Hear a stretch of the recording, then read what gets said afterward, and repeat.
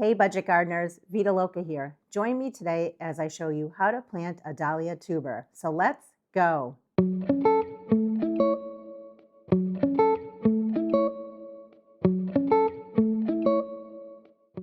I live in New Hampshire. I garden in USDA Zone 5B. Based on my zip code, my average last frost date is around May 15th. If you recently bought some dahlia tubers, or if you overwintered some dahlia tubers and you don't know what to do with them, then this video is for you.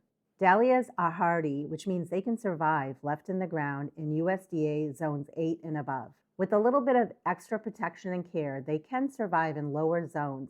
Where I live in zone 5B, I haven't even tried it. Every single year, I have to dig up my tubers if I want to keep them year after year. And I store them in an area where they won't freeze every winter, and then I wake them up every spring. I have a lot of videos that show how to overwinter dahlia tubers, how to divide them, and even how to collect the seeds from them and start seeds of dahlias. If you want to see those videos, I'll put them down in the description below. It's very important to know what your average last frost date is when it comes to storing dahlia tubers. If you don't know what that date is, check out the website below, enter in your zip code, and it'll give you an idea of that date. There's also a map on there that you can check out. Or you can do an internet search and just type in something like, what is my average last frost date? Put in your location, and that will also give you the date. And by having that date, you can count backwards, and that will tell you when it's the right time to plant your dahlia tubers. We're first going to talk about timing and when is the right time to plant your tubers. When it comes to planting your dahlia tubers outdoors, you want to wait until the soil temperature has reached about 60 degrees Fahrenheit. That might be a few weeks after your last frost date has passed. It's around the same time as when you're planting your tomato plants in the ground. Another time that you can plant your dahlia tubers is if you're going to be planting them indoors. If you're going to do that, you want to do that at least 4 to 6 weeks before your average last frost date. You'll often find that this is referred to as pre-sprouting or waking up your dahlia tubers. In fact, some people will even pre-sprout or wake up their dahlia tubers indoors 8 to 10 weeks before their average last frost date. You'll usually do that if you're planning to take cuttings and propagate your dahlia tubers. Location is key. Now I'm going to tell you about where you want to plant your tubers when it comes to getting them outside. They love sun, so you want to plant your tubers in a full sun location where it gets at least 6 to 8 hours of sun a day. And the tubers will thrive if they're in a well-draining soil. They don't like a soil that's very clay-like. If you need to, you can always amend your soil. Some ways that you can amend your soil are by adding aged manure, peat moss, or even sand. And those amendments make it so that your soil is not so heavy. It just makes it so that the tubers can grow, get bigger, and give you more plants in the long run. Dahlias have 3 main parts, and it's important to know what those parts are. We'll start with the crown.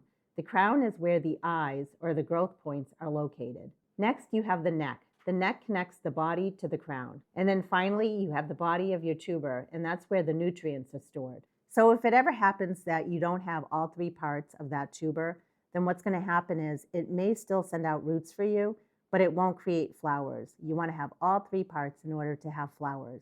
And now I'm going to share with you how you go about planting your dahlia tubers. When it comes to planting the tubers directly in the ground outdoors, I've never done it, but it's definitely doable. You want to dig a hole that's about 4 to 6 inches in depth. Next, you want to place your tubers so that the eyes or the points are facing upwards. Then go ahead and cover the tubers with about 1 to 3 inches of soil. After a few weeks, you should start seeing sprouts coming out. Once the sprouts appear, at that point you can start backfilling and adding a little bit more soil to cover up the sprouts. And then you want to continue doing this process until the soil is ground level. If you've ever grown potatoes, it's a very similar process to growing potatoes. Also, as you start seeing the sprouts emerge, you can go ahead and start watering. You usually don't want to do that before the sprouts emerge because that can encourage rot. And if you're not sure how far to space your dahlia tubers, just read the package instructions and it will tell you how far they should be spaced because it's going to vary from variety to variety. My preferred method is to wake up or pre-sprout my dahlia tubers indoors. And if you want to do that, then you want to make sure that you're doing it somewhere where it's either on a windowsill, under grow lights, inside of a greenhouse, basically a place where it's going to be warm and where the tubers are going to get some light. You'll need a few things. You're going to need well-draining potting mix. You can use whichever potting mix you feel comfortable with. I like to make my own, and I use 4 parts of peat moss, although you can use cocoa coir, and then I mix in 1 part of vermiculite, and then 1 part of perlite, and then I sprinkle the top with garden lime, which is in a powder form, and that offsets the pH of the peat moss, although you don't need garden lime if you're going to use coco coir. You want to pre-moisten that mix. Make sure it's not too wet because you don't want your tubers to rot out. Find a pot that has drainage holes and is large enough to hold your tubers. Add some of your pre-moistened potting mix to your pot, and then place your tuber so that the eyes or the points are facing upwards. And then go ahead and cover your tubers with about 2 to 3 inches of your potting mix. Place your potted dahlia tuber in an area where it's going to get that light that it needs as well as the warmth that it needs. The temperature should be somewhere between 60 to 70 degrees Fahrenheit. And be patient, your dahlia tubers may not show sprouts for at least 2 to 4 weeks. Once you see sprouts emerging, at that point you can go ahead and start watering. Again, water sparingly. You don't want to give too much water. You don't want to rot out your tubers. Now you may be wondering, why even go through this whole process? Why not just take the tubers and plant them outside directly in the ground when the time is right? There are a number of reasons why you may consider pre-sprouting your tubers earlier. The first reason is you may want to have earlier blooms for yourself to enjoy, or maybe you're planning to do a cut flower garden. So in order to get those early blooms, you're going to have to pre-sprout your tubers. Another reason is to ensure improved success with your tubers. If you plant the tubers directly in the ground, there are a lot of factors going against it. One of them could be they can rot because they got too much moisture. And another reason could be certain bugs or insects, like slugs, for example, can chew on the leaves. So by having a much larger, more established plant, that will ensure better success. Another reason for pre-sprouting your tubers is for easier planting. When you have the tubers and then you have the growth already coming from the top, it's just easier to place that outside.